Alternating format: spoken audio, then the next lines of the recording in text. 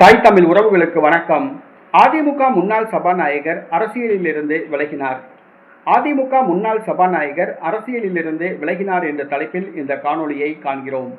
அதிமுக முன்னாள் சபாநாயகர் தனபால் தமிழக அரசியல் வரலாற்றில் ஏறத்தாழ 8 ஆண்டு காலம் நீண்ட காலம் சபாநாயகராக இருந்ததற்குரிய பெருமையை பெற்றவர்.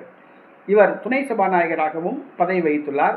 ஜெயலலிதா அமைச்சரவையில் உணவு அமைச்சராகவும் பதவி வகித்துள்ளார். இவர் பட்டியல் சமூகத்தை சார்ந்தவர், அருந்ததியர் சமூகத்தை சார்ந்தவர் என்பது குறிப்பிடத்தக்கது. அருந்ததியர் சமூகத்தை சார்ந்த ஒருவரை செல்வி ஜெயலலிதா 8 ஆண்டு காலம் சபாநாயகராக வைத்து அழகு பார்த்தார். இது அருந்ததியர் சமூகத்தினர் மக்கள் மத்தியில் மிகப்பெரிய ஒரு வரவேற்பை பெற்றது. இவர் சட்டசபை தேர்தலில் போட்டியிட்ட போது இவருடைய வீட்டில் சமைக்கப்பட்ட உணவுகளை அதிமுகவினர் சாப்பிட மறுத்தனர். இந்த தகவலை செல்வி ஜெயலலிதாவிடம் கடத்தினார் தனபால். இறுதியில் செல்வி ஜெயலலிதா தனபாலுக்கு உணவு அமைச்சராக பொறுப்பு கொடுத்து அழகு பார்த்தார் என்பது குறிப்பிடத்தக்கது. அதிமுக முன்னாள் சபாநாயகர் தனபால் நடைபெற்று முடிந்த தமிழக சட்டசபை தேர்தலில் எடப்பாடி பழனிசாமியால் ஓரங்கட்டப்பட்டார். அவருக்கு போட்டியிட வாய்ப்பு வழங்கப்படவில்லை.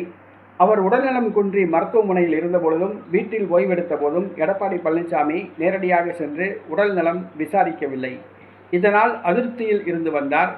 அவருடைய மகன் லோகேஷ் தமிழ்ச்செல்வன் தமிழக வெற்றி கழகத்தில் இணைந்து தற்பொழுது தமிழக அமைச்சராக உள்ளார் என்பது குறிப்பிடத்தக்கது. வயது மூப்பால் அவதிப்பட்டு வரும் தமிழக முன்னாள் சபாநாயகர் தனபால் தற்பொழுது தான் அதிமுகவில் இல்லை என்று கூறிவிட்டார். எந்த கட்சியிலும் இல்லை, அவர் அரசியலிலிருந்து விலகிவிட்டார் என்பது குறிப்பிடத்தக்கது. அதிமுக முன்னாள் சபாநாயகர் தனபால் அரசியலிலிருந்து விலகினார்.